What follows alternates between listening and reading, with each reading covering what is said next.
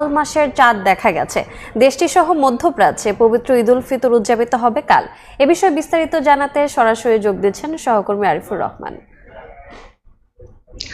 দীর্ঘ প্রায় 1 মাস সিয়াম সাধনার পরেই কিন্তু আসলে এই ঘোষণাটি যেটির জন্য অপেক্ষা, সেই অপেক্ষার অবসান হলো। কিছুক্ষণ আগেই কিন্তু সৌদি আরবে ঘোষণা হয়েছে পবিত্র ঈদ উল ফিতরের চাঁদ দেখা গেছে, অর্থাৎ যে শাওয়ালের চাঁদ যেটি দেখার জন্য অপেক্ষা ছিল সেই অপেক্ষার অবসান হয়েছে। কিছুক্ষণ পরেই আমরা আসলে এই যে সেলিব্রেশন সেটি কিন্তু শুরু হয়ে গেছে। ইতিমধ্যে আমরা আসলে দেখেছি প্রায় সবখানে সৌদি আরবের যেখানে যেখানে চাঁদের দেখার জন্য যেই অবজারভেটরি যেই কমিটিগুলো থাকে তাদের কাছ থেকে বেশ কয়েকটা জায়গা থেকে কিন্তু ইতিমধ্যে একযোগে ঘোষণা এসেছে, এবং সৌদি রয়্যাল কোর্ট থেকেও কিন্তু এই ঘোষণাটি এসেছে যে আগামীকালই সৌদি আরবে পালিত হবে পবিত্র ঈদ উল ফিতর, অর্থাৎ শাওয়ালের যেই প্রতীক্ষিত চাঁদ সেটি কিন্তু উদিত হয়েছে। এই কারণে কিন্তু আমরা আসলে দেখছি যে সৌদি আরবের বিভিন্ন জায়গায় কিন্তু ইতিমধ্যে যে ঈদ উল ফিতরের যে সেলিব্রেশন সেটি কিন্তু শুরু হয়ে গেছে।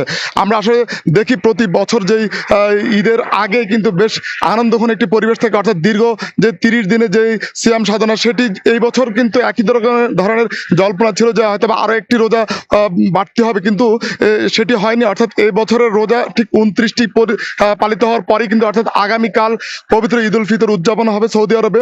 আমরা কিন্তু এর আগে কিন্তু খোঁজ পেয়েছি যে সৌদি আরব ছাড়া বেশ কয়েকটি দেশ ইতিমধ্যেই তাদের ঈদ উল ফিতরের যে ঘোষণা সেটি কিন্তু দিয়েছে। তবে অধিকাংশ অনেকগুলি দেশ কিন্তু ঘোষণা দিয়েছে তারা কিন্তু একদিন পরেই ঈদ উল ফিতর উদযাপন করবে, যেমন তার মধ্যে অস্ট্রেলিয়া, ব্রুনাই, মালয়েশিয়া এবং বেশ কয়েকটি দেশ কিন্তু তারা ঘোষণা করেছে তারা আরো একটি দিন অতিবাহিত করে কিন্তু ঈদ উল ফিতর উদযাপন করবে। আমরা জানি যে সৌদি আরবের সাথে মিল রেখে বেশ কয়েকটি দেশ অর্থাৎ মধ্যপ্রাচ্যের যে দেশগুলি আছে সেগুলো কিন্তু ঈদ উল ফিতর উদযাপিত হয়।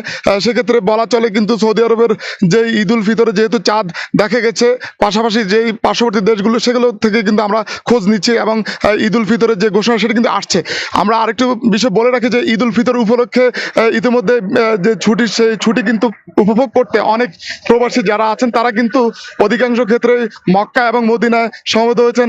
ঈদের নামাজ কিন্তু মদিনার মসজিদে নববীতে আদায় করার জন্য প্রায় অসংখ্য প্রবাসী আছে যারা কিন্তু মদিনায় উপস্থিত হয়েছেন।